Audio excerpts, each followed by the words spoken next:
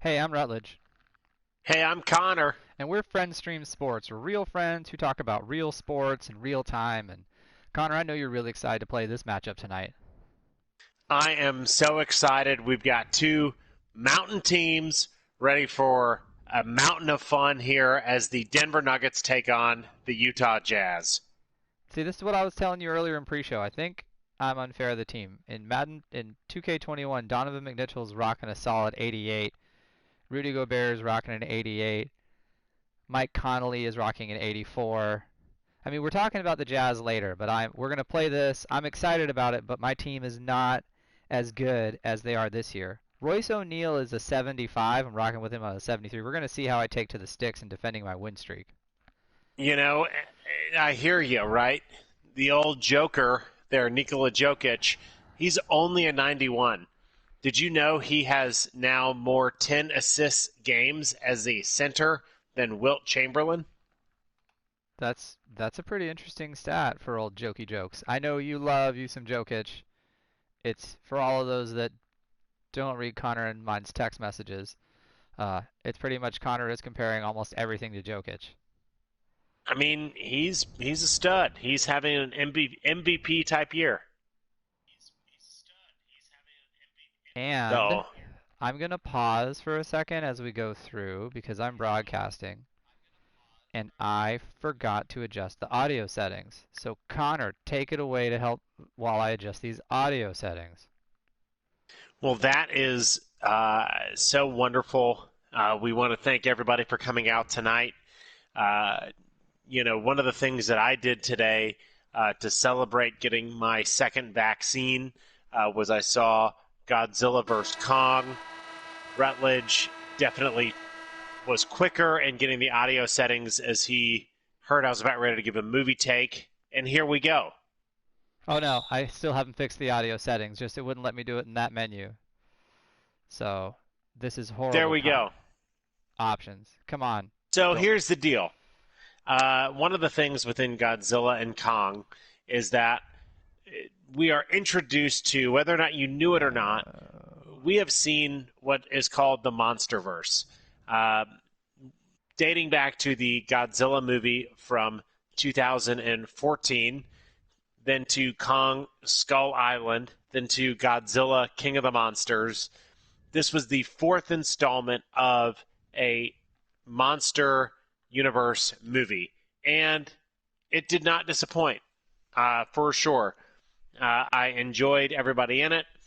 Uh, don't want to give any spoilers, but we have just a variety of good folks there. Millie Bobby Brown had a great performance, and it looks like we are leaving the match here to restart because audio is important as it relates to podcasting.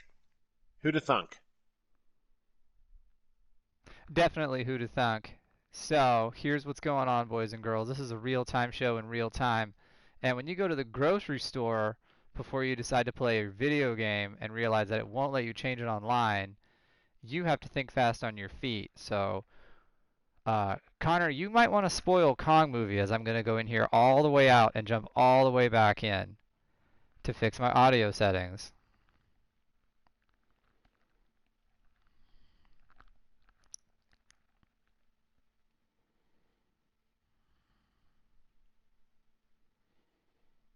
Long extend her career, right? You see so many of these child actors, they have their little shtick and things like that. Um, and that's not to say that Millie Bobby Brown can't be sort of typecast into more of these big action movie type situations. I thought,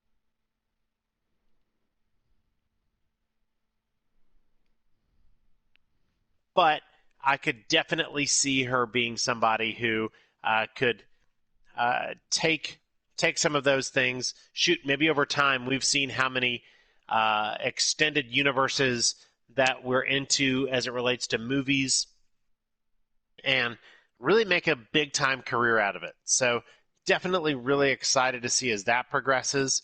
One of the things that I didn't know about Godzilla, Rutledge, I don't know if you knew this. Godzilla has straight up laser breath.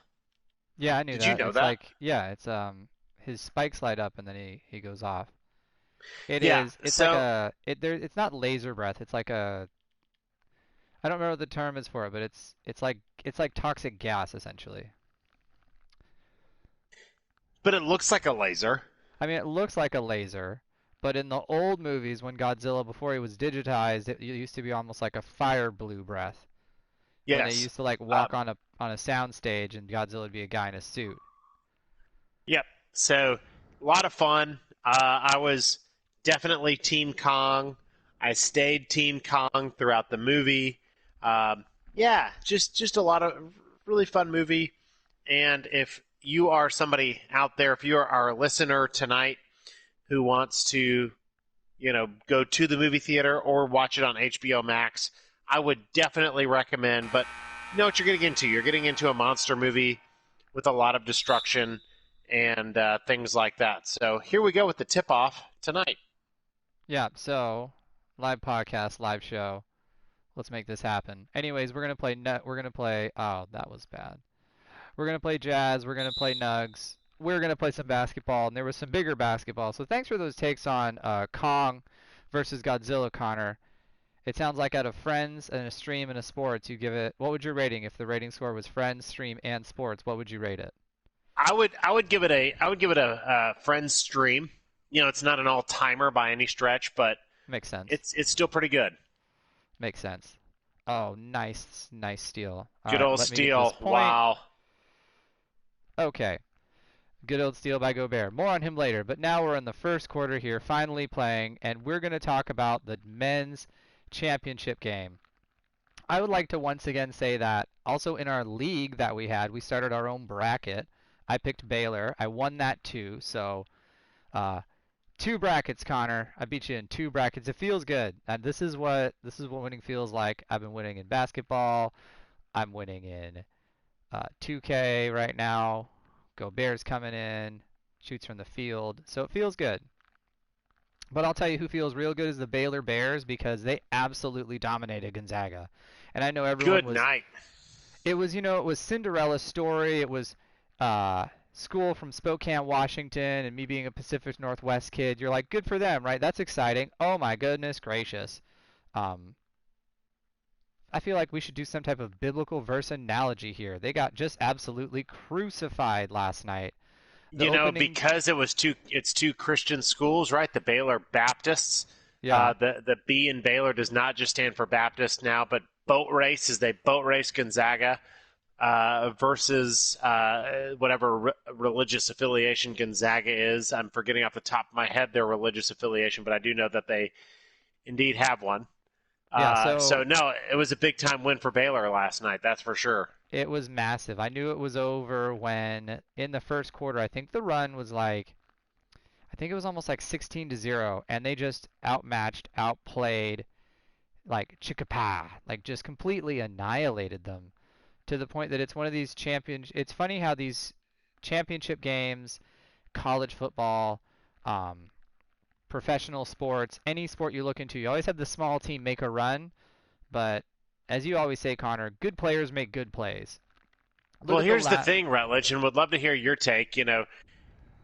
One of the things that we heard about a lot today from all of the all of the talking heads was, well, Gonzaga, they just weren't, they were a paper tiger. Rutledge, what do you think about their schedule, and what do you think? I mean, were they a paper tiger, or was this team, did this team just catch a really good team on one of their good nights? I don't think it's that they were a paper tiger. I think Gonzaga, undefeated is undefeated. A lot of things have to go right.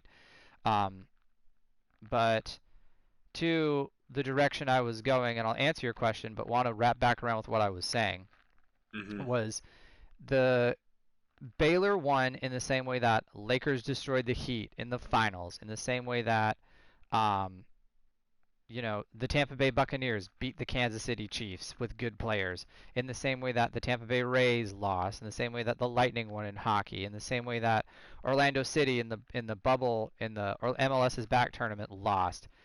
Teams can get plucky and go on a run, but at the end of the day, especially this year, sports has shown us that those that are good are that are good. Yes, Gonzaga went undefeated, and their schedule helped ish. I know a lot of people will credit that West Virginia win. They didn't go deep in the schedule, and while they were supposed to originally play Baylor, Baylor came from a team where how many Big 12 teams were in the tournament, Connor? Would you say 8? I believe it was eight in the Big 12 made the tournament this year. Yeah, and Kansas was not a. They didn't just kind of win games. They dominated one of their tournament win games, and just people absolutely made an impact. And when you play and you dominate a good conference, even though they had COVID time, they showed they are who we thought they were. So I think it just came to a matter of talent on the team. You knew that from the first couple minutes when they just were wrecking them. So I believe Baylor won not because Gonzaga was bad. I believe Baylor won because they were just better. And kudos to them because they built that program from 2003 up. So massive thing. Uh, B is for beat down, right, Connor? B is for beat down. B is for boat race. B is for better. B is for a lot of things, along with Bears tonight, Rutledge. That's for sure. And just the way that Baylor came out, right? Building that 11-1 lead and then making it 16-4. I know Gonzaga closed it a little bit. I believe the smallest deficit Gonzaga was able to get to was 9 points. But no, Baylor, if it wasn't for that COVID break and, the Jayhawks, when Baylor played Kansas, obviously they, lost their next game. But if it wasn't for that COVID break and all of the issues there, we really could have seen two undefeated teams there last night. And definitely hat tip to Baylor, hat tip to Scott Drew. I remember my brother went to Baylor right when Scott Drew became their head coach. So I remember Baylor basketball literally 18 years ago. They had a lot of issues within their program. And Scott Drew, he's stuck it out. And he's built that program up in a really, really nice way. And who knows? He could definitely he could stick around Baylor for the next 30 years. He's still pretty young. I believe he's literally 51.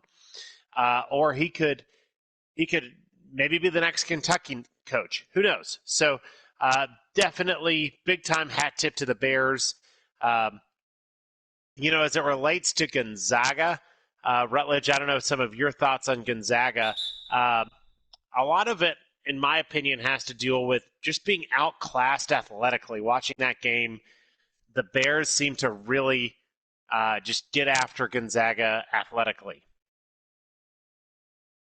Gonzaga is going to be a program that is going to eventually, they're going to have to recruit talent to want to go live in Spokane, Washington. And I don't say that ill, but we had in one of our previous shows, I had a discussion about why would Les Miles struggle at Kansas? Well, that take didn't age very well. He did a lot of things wrong, but it's getting kids to go into a program with a certain standard of life and a certain aspect and a certain facilities.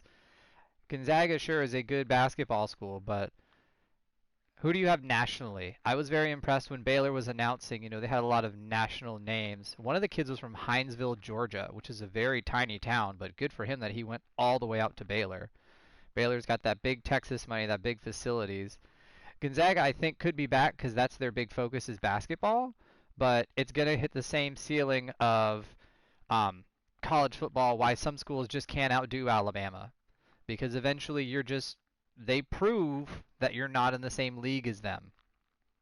Now, Oh, yeah. So, that's Rutledge, one of the interesting things last night was there was a guy who had a lot of hype but really, really struggled. His name was Cody Kispert, the Gonzaga player. And, definitely want to give my little take here. I know we're not at halftime yet, but definitely want to share my take. And that is, I think as this game progressed, and I heard some, as I was prepping for tonight, there were some folks there with some NBA players that had kind of seen that Kispert was a projected first rounder and this, that, and the other. And these NBA guys are like, no, Kispert's not a first rounder. I think that if Kispert's draft stock falls as a result of this game, it could be a real blessing in disguise. because he might not be athletic enough to really develop and be a great NBA player. I think that maybe if he gets drafted a little bit lower, he could come into the league with less pressure and really develop into a nice player. Yeah, you don't want to be set up for failure. Liking it could be a good situation to kind of like the same thing that happened to Heisman run for Felipe Franks with Florida. When you lose at the right time, it relaxes you later. So we'll see what college football has in the future. Later in halftime hot takes, we're going to give our bold, way too early predictions